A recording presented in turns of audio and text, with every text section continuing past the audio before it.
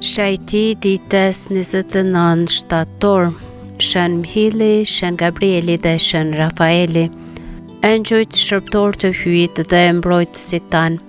Në traditën e krishterë, engjëjt janë krijesa shpirtërore të padukshme për syrin njerëzor, të cilat jetojnë gjithmonë në praninë e hyjit dhe kryen vullnetin e tij.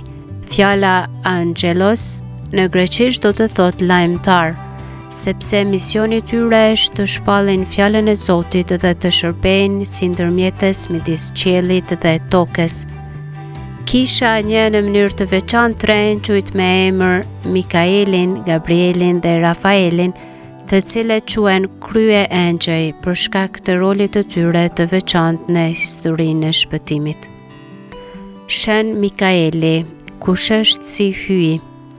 Emri i tij është një pyetje, Mikael, kush është si hyj? Dhe vetë kjo pyetje është një thirrje për përullësi. Mikaeli në popull shqiptar, Mhili, shfaqet në Bibël si mbrojtës i popullit e Zotit dhe pris i ushtrisë qiellore. Tek libri i Danielit ai përmendet si mbrojtës i bijve të Izraelit në kohë të vështira. Lexojmë tek libri i Danielit profet. Në librin e zbulesës ai paraqitet si fitues i betejës kundër dragojit, pra Satanit, duke e hedhur në tokë. Lexojmë te libri i zbulesës 12:7-9. Për këtë arsye, ikonografia paraqet gjithmonë me shpatë ose me shtizë si kalores i drejtësisë. Kisha ndëron Shën Mikaelin si mbrojtës kundër forcave të së keqes, udhëheqës të shpirtrave drejt qiellit dhe engjëll të fuqishëm ndërmjetës. Shumë vende dhe popuj e kanë marrë për pajtor, ndërta edhe policia dhe ushtria, pasi ai simbolizon forcën që lind nga drejtësia e Zotit. Shën Gabrieli, hyji është i fortë. Gabrieli është krye engjëlli i lajmit të mirë. Tek libri i Danielit ai shpjegon vegimet e profetit, ndërsa në Ungjillin sipas Lukës sjell lajmin e madh të lajmërimit. Maris i kumton se do të bëhet nën e birit të hyjit. E gjejmë tek Ungjilli sipas Lukës, kapitulli 26:38. Ai është po ashtu ai që i shpall Zakaris lindjen e Gjon Pagësuesit. Tek Luka Ungjilltar, kapitulli 1, rreshti 11-20. Për këtë arsye Gabrieli është engjëlli i shpalljes, i komunikimit dhe i shpresës. Në traditën e krishterë ai është i lidhur ngushtë me lutjen e engjëllit të Zot. Angelus Domini, që përkujton fjalët e tij drejtuar Maris, të falem Mari, hirplote Zoti me ty. Në kohët moderne, Papa Piu i 12 e shpalli atë mbrojtës të komunikimeve nga postjeret e derit e mediat si radio dhe televizioni, sepse është engjëlli që përcjell mesazhin e Zotit. Shën Rafaeli, hyj shëron.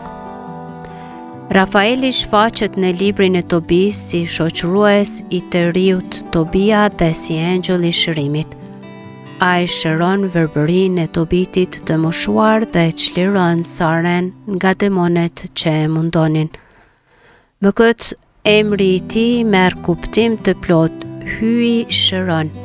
Rafaeli është engjëlli i udhëtarëve, i të thëmurëve dhe i atyre që kërkojnë shërim shpirtëror e trupor. Fjalët e tij të librit të Tobis, kapitulli 12:6-9, janë një përmbledhje e një jete të drejtë, lutja e bashkuar me agjërim, me mëshirë dhe me vepra të mira, është rruga që na lidh me hyjin. Për këtë arsye, besimtarët gjithmonë janë drejtuar Shën Rafaelit për shëndet, për udhëtime të sigurta dhe për shërim nga plagët të brendshme. Mësimi i festës së kryengjëjve.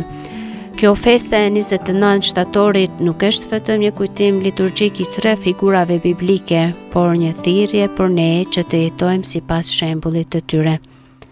Me Mikaelin të qëndrojmë të fort kundër së keqes dhe çdo tundimi, duke pasur besim se hyesht mbi gjithçka. Me Gabrielin të bëhemi shpallës të lajmit të mirë, duke përcjell Krishtin në familjet dhe shoqërinë tonë.